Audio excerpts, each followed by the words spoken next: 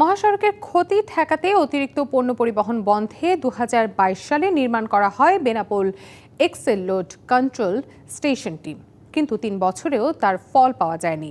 স্কেলের শনাক্ত হলেও অতিরিক্ত পণ্য পরিবহন বন্ধ বা জরিমানা করতে পারেনি বন্দর কর্তৃপক্ষ। উপরন্তু বাণিজ্য কমার শঙ্কায় স্কেল ব্যবহারে আপত্তি রয়েছে পরিবহন ব্যবসায়ীদের। মহাসড়কগুলোর ভাঙন ও জরাজীর্ণ হয়ে পড়ার অন্যতম একটি কারণ সক্ষমতার অতিরিক্ত পণ্য পরিবহন। এই অনিয়ম ঠেকাতে যশোর বেনাপোল মহাসড়ক সুরক্ষায় ১৭ কোটি টাকা ব্যয়ে ২০২২ সালে বেনাপোল পৌর গেট এলাকায় Benapole axle load control station নির্মাণ করা হয়। স্টেশনটি নির্মাণের পর ওই স্কেল পরিচালনার জন্য চুক্তিতে ঠিকাদার প্রতিষ্ঠান ইউডিসিকে টেন্ডার দেয় সরকার। কর্মকর্তা, প্রকৌশলী ও কর্মচারী সহ স্কেল পরিচালনায় ৪২ জনকে নিয়োগ দেয়া হলেও কাজের কাজ হয়নি কিছুই।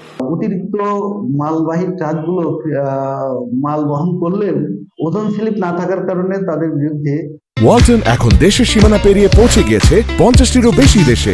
ওয়ালটন, ঘরে ঘরে বিশ্বজুড়ে।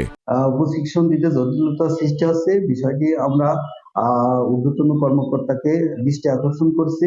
তবে ব্যবসায়ীদের অভিযোগ, ভোমরা ও নোয়াপাড়া বন্দর সড়ক বাদ রেখে কেবল বেনাপোল স্থলবন্দর সড়কে স্কেল চালু করায় এ রুটে বাণিজ্য কমবে, তাই স্কেল ব্যবহারে তাদের আপত্তি রয়েছে।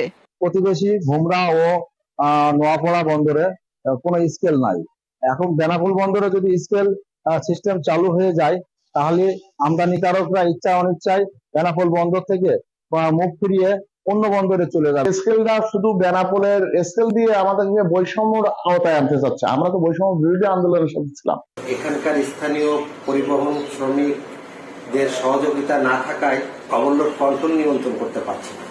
যশোর বেনাপোল মহাসড়কে অতিরিক্ত পণ্য পরিবহনে প্রথম টনে ৫,০০০ ও দ্বিতীয় টন প্রতি ১০,০০০ টাকা করে জরিমানার বিধান রয়েছে। মেহের মনি, ডিবিসি নিউজ ডেস্ক।